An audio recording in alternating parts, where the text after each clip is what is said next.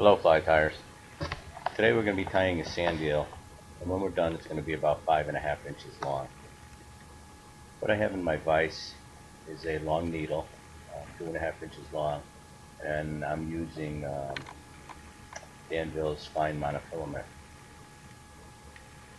Selected some bucktail from the base of the bucktail, really the bucktail that nobody likes to use because it flares when you tie it.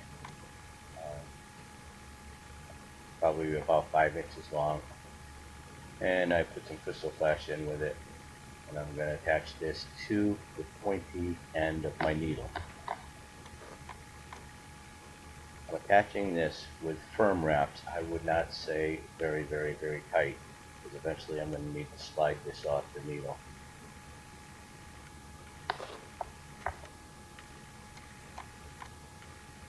For today's fly, I'm going to use pink on top of white. It's been a good color combination for me.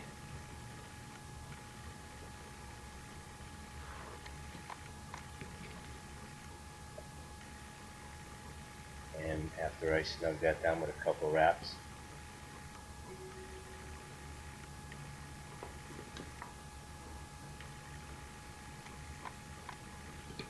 I'll just flip finish that. Again, not really like I would the head of a fly, but with enough to keep it all together.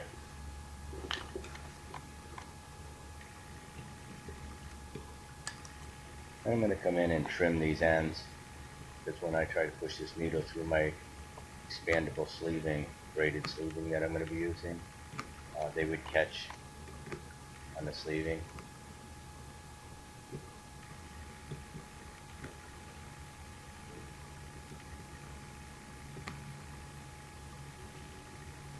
Try to get them as close as possible without cutting the material off. Here's the sleeving I'm going to use. This is expandable braided sleeving. It's 1/4 inch in diameter, clear, which I like. The colors, it disappears in the water and the colors show through.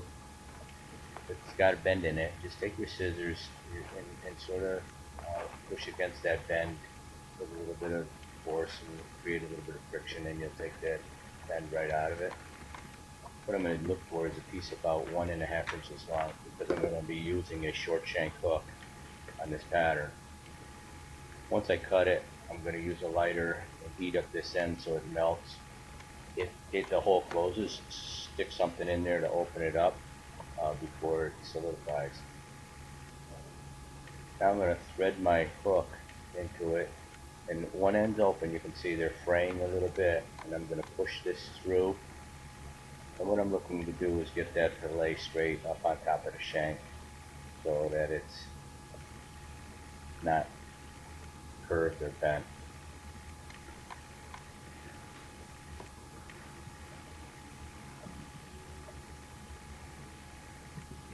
I'm going to reposition my needle in the vise. Love these Regal vices for these moves.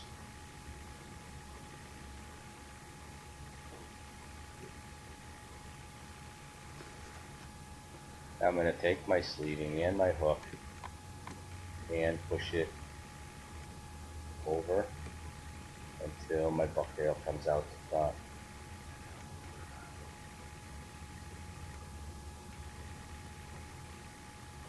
Try to get it up on top or close to it.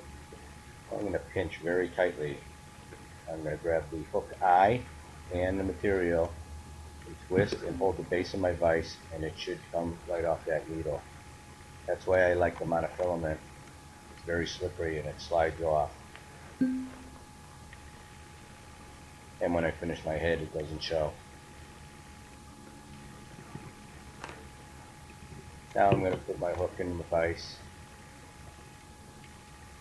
The braided sleeving comes to be about 1/3 the length of this fly when we're done.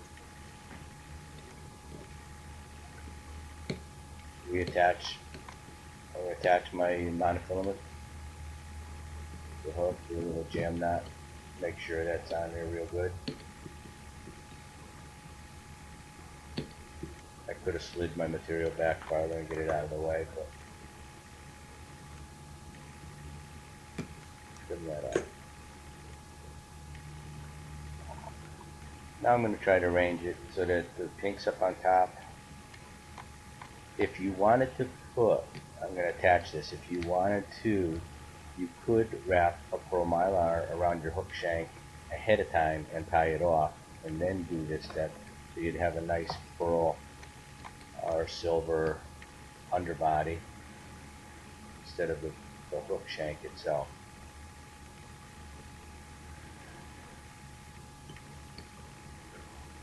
You'd have to do that first. Now I'm going to take a little crazy glue, make sure that when I'm done that this sleeving doesn't pull back. I'm going to put it on the underside, on the bucktails. Then I'm going to slide my sleeving up. And because I didn't singe this end, I can get the monofilament right into it and pull it right down into that crazy glue, giving me a nice tapered head like the sand eels have. What we're trying to do is get the shape and length of the sand eels you're trying to imitate. I haven't seen any pink ones in the water, but pink works.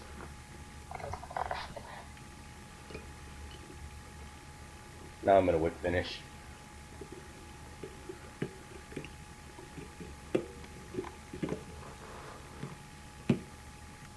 I'll put another coat of crazy glue over this after, and then I'll put my eyes on, and then when I finish I'll put some Sally Hansen's over the eyes. I'm going to show you some different color combinations. Here we have it, nice slender. Like I said, this sleeving is 1/4 inch. I like to use it in 1/8 inch when I go smaller. There's a 5-inch sand eel. Virtually foul proof. Slender, gives the look of the sand eels. Just the front third is stationary. The rear 2/3 has plenty of movement.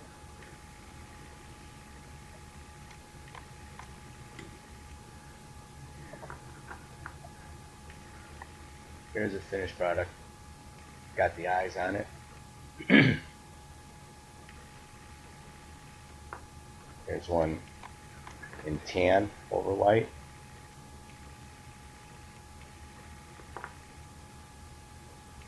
There's one in black over white. I did use a permanent marker and ran it down the back of this. You don't have to. Like I said, the color, they don't look good in your fly box, but when they go in the water, the color shows completely right through. You put them in the sink, you'll see. And here's chartreuse, which you always have to have. I hope you enjoyed this, and I'm sure that you guys will use it when you create sand eels.